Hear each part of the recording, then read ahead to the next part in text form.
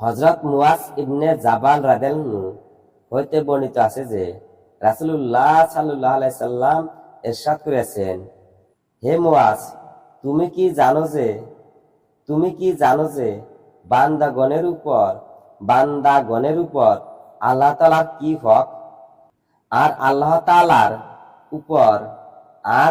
তাআলার উপর বান্দাগণের কি হক? আমি আরজ কইলাম, আল্লাহ তাআলা ও তাহার রাসূল অধিক জানেন।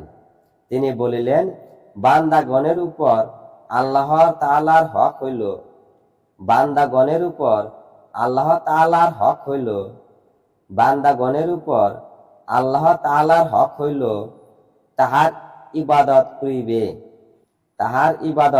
করিবে ও তাহার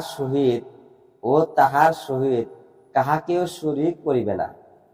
আর আল্লাহ তাআলার উপর বান্দাগণের হক হইল যে বান্দা তাহার সহিত কাহাকেও শরীক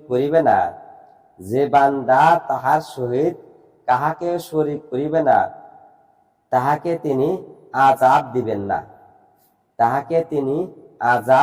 না।